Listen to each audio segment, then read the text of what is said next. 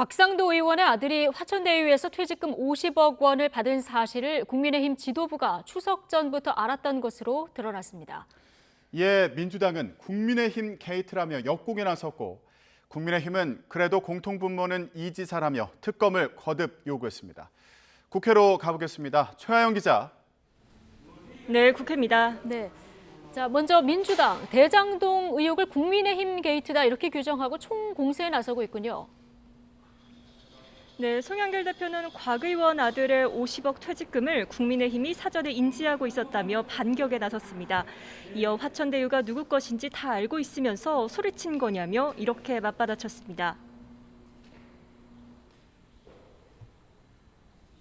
아버지 백으로, 아빠 찬스로 부동산 개발 회사에 입사해서 주어진 일만 했다는데 50억을 받았다는 게 자신의 노력의 대가입니까?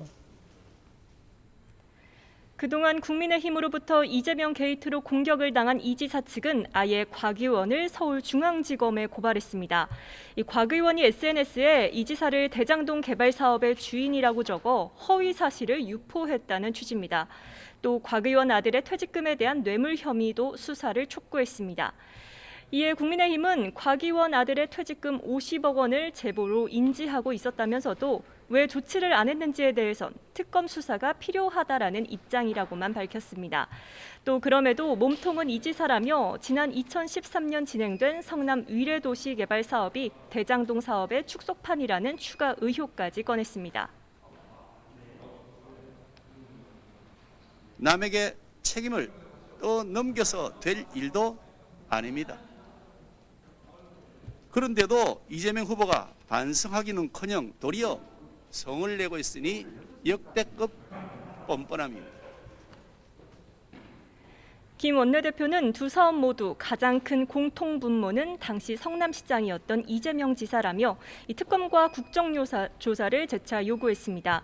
또 국민의힘 대장동 게이트 진상조사위원회는 성남시청과 성남도시개발공사를 항의 방문해 진상규명을 요구하기도 했습니다. 네, 이번엔 여야 대선 상황 알아보겠습니다.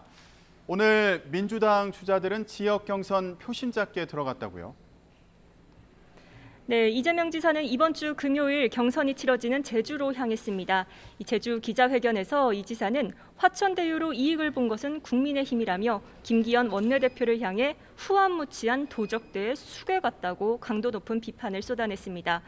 이 대장동 의혹에도 호남에서 대세론을 확인한 이 지사는 이어지는 경선에서도 기세를 몰아가겠다는 계획입니다. 이 반면 정치적 안방인 호남에서 밀린 이낙연 전 대표는 반전이 쉽지 않은 상황입니다. 게다가 중도 하차한 김두관 의원이 이 지사 지지를 선언하면서 더욱 수세에 몰린 분위기인데요. 이 전 대표는 부산으로 내려가 이 대장동 관련 국가수사본부 설치를 요구하며 이 어렴풋이 짐작은 하고 있지만 말을 아끼겠다며 이 지사를 향한 의심의 눈초리를 거두지 않았습니다. 한창 경선 TV토론회가 진행 중인 국민의힘은 윤석열 전 총장의 자질 논란이 화두로 떠올랐습니다. 이 홍준표 의원이 윤 전 총장에게 전시 대북 군사작전인 작게 5015가 발동되면 대통령으로서 뭘 해야 하느냐고 묻자 윤 전 총장이 즉답을 하지 못하면서 공세를 당한 건데요. 또 하태경 의원이 재건축 기간을 물음에도 이 정확한 답변을 내놓지 못하면서 논란이 불거진 겁니다. 이런 가운데 국민의힘 대선 구도는 윤석열 전 총장과 홍준표 의원의 양강 구도로 굳어지고 있습니다. 이 남은 토론회에서도 윤 전 총장이 자질 논란을 어떻게 메울지가 핵심 과제로 떠올랐습니다. 네, 자 이번에는 여야가 논의 중인 언론중재법 진행 상황도 좀 보겠습니다. 오늘이 이 법을 처리하기로 약속한 날인데 좀 협상 어떻게 되고 있습니까? 네, 여야 모두 최종 단판을 짓기 위해 오전부터 바쁘게 움직이고 있습니다. 여야 원내대표와 원내수석 등이 모여 비공개 회동을 한 데 이어 이 정오부터는 박병석 국회의장 주재로 최종 조율을 하고 있습니다.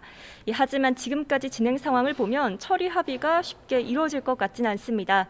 앞서 여야 협의체가 어제까지 11차례 회의를 했지만 이 쟁점인 징벌적 손해배상 조항과 기사 열람 차단 청구권 도입 여부를 놓고 의견을 좁히지 못했습니다. 특히 징벌적 손해배상과 관련해선 민주당은 이 배상 한도를 최대 5배에서 3배로 완화하는 수정안을 내놨지만 국민의힘은 언론의 자유를 침해하는 반헌법적 독소 조항이라며 어떤 경우에도 받아들일 수 없다는 입장입니다. 이에 오후 2시로 예정됐던 본회의는 일단 연기된 상황입니다. 다만 문재인 대통령이 언론중재법에 대해 충분한 검토가 필요하다는 입장을 밝힌 만큼 민주당이 단독 처리에 나설지는 미지수입니다. 지금까지 국회에서 전해드렸습니다.